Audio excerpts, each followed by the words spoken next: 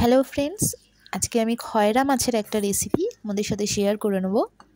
তো তার জন্য আমি প্রথমে খয়রা মাছ দুটোকে ভালো করে নুন হলুদ দিয়ে মাখিয়ে ম্যারিনেট করার জন্য রেখে দিলাম।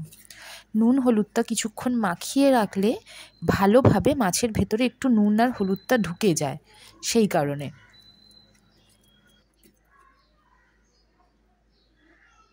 এবার আমি ঝোলটা বানানোর জন্য একটা মিডিয়াম সাইজের আলু এরকম লম্বা লম্বা করে কেটে নিয়েছি। আর এটা হচ্ছে একটা ছোট সাইজের পেঁয়াজ, ওটাকে একদম ঝিরিঝিরি করে কেটে নিয়েছি। যার যেমন লাগবে সেই অনুযায়ী দেবে, সে বড় হলে বড়, ছোট হলে ছোট। আর এখানে আমি একটা ছোট সাইজেরই টমেটো এরকম স্লাইস করে কেটে নিয়েছি। আর ফুলকপিগুলো কিছুটা নিয়েছি। আর এটা রসুন বাটা আর 3টে কাঁচা লঙ্কা নিয়েছি।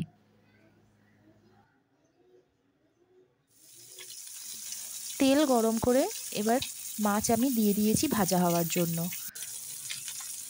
দেখো এক পিঠ ভাজা হয়ে গেছে, সেই কারণে আমি উল্টে দিয়েছি আরেক পিঠ ভাজা হওয়ার জন্য। কিভাবে আমি আরেকটা মাছও ভেজে নেব। এখানে আমি অন্য একটা বাটিতে কিছু গুঁড়ো মশলা নিয়ে নিয়েছি।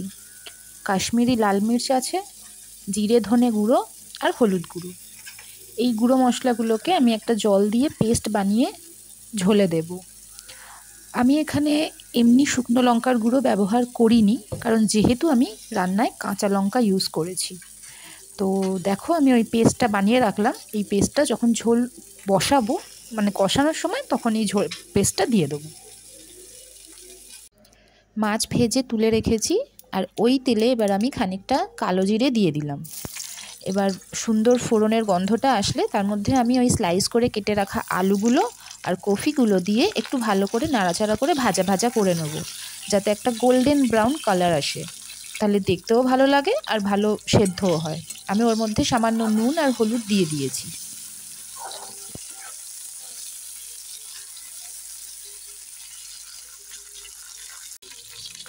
এবার তার মধ্যে আমি কুচনো পেঁয়াজগুলো দিয়ে দিলাম, আর সাথে স্লাইস করে কেটে রাখা টমেটোগুলোও দিয়ে দিলাম। দিয়ে এবার ভালোভাবে ওগুলোকে একটু নাড়াচাড়া করে নেব। দেখো আমি ভালোভাবে ওগুলোকে একটুখানি কষিয়ে নেওয়ার জন্য রেখেছি। টমেটো পেঁয়াজ এগুলো না মজলে না ঠিক গ্রেভিটা ভালো হয় না। আর এবার আমি দিয়ে দিলাম রসুন বাটা আর কাঁচা লঙ্কাগুলো। এবার এটাকেও আমি কিছুক্ষণ একটুখানি নাড়িয়ে নেব, যাতে রসুনের কাঁচা গন্ধটা না থাকে মশলায়।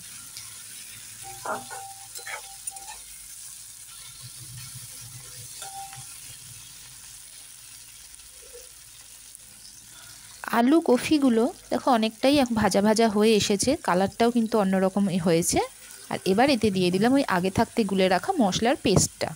এবার সেটা দিয়ে একটু নাড়াবো, আর দিয়ে দিলাম স্বাদ মতো নুন।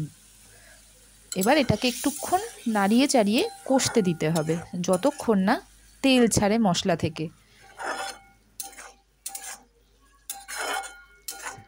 মশলার সাথে ভালোভাবে আলু কফি বা যা সবজি থাকবে সেটাকে ভালো করে মেশাতে হবে, না হলে ঠিক টেস্টটা সেরকম আসবে না, ফ্লেভারটাই আসবে না।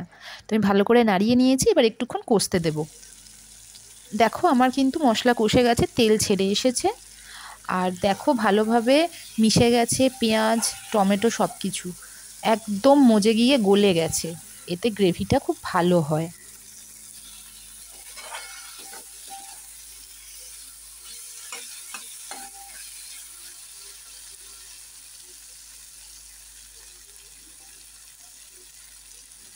মশলা আমার কষানো হয়ে গেছে।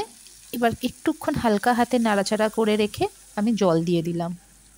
বেশি জল এতে আমি দেব না, কারণ এটা একটু গামাখাই হবে। তো আমি সামান্য পরিমাণ জল দিলাম, যাতে আলুটা সেদ্ধ হয়ে যায় আর কফিটা সেদ্ধ হয়ে যায়।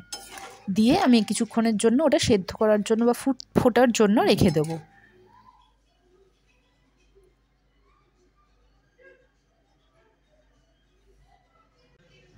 এবার 5 থেকে 10 মিনিটের জন্য ঝোলটাকে একটু ফুটতে দিতে হবে। ঝোলটা আমার মোটামুটি ফুটে এসেছে। এবার আমি ওর মধ্যে সামান্য একটু গরম মশলা মিশিয়ে দিলাম, এতে গন্ধ বা ফ্লেভারটাও খুব সুন্দর হবে আর খেতেও ভালো লাগবে।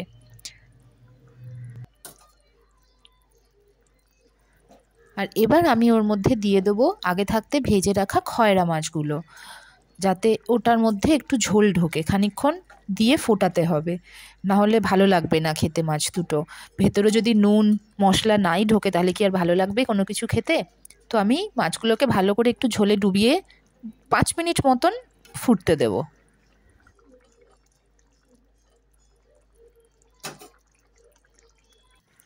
দেখো আলু কিন্তু একদম পুরোপুরি কুকড হয়ে গেছে, আর আর 2-3 মিনিট মতন ফুটলে আমার ঝোল একদম রেডি। ঝোলটা গামাখা হয়ে গেছে, এবার আমি গ্যাসটাকে অফ করে কিছুক্ষণের জন্য স্ট্যান্ডিং টাইমে রেখে। আমার খয়রা মাছের ঝাল একদম রেডি। এইভাবে বানালে খেতে সত্যি ভীষণ সুস্বাদু হয়। তো আজকের রান্নাটা কেমন লাগলো প্লিজ জানিও, আর ভালো লাগলে অবশ্যই সাবস্ক্রাইব করে পাশে থেকো।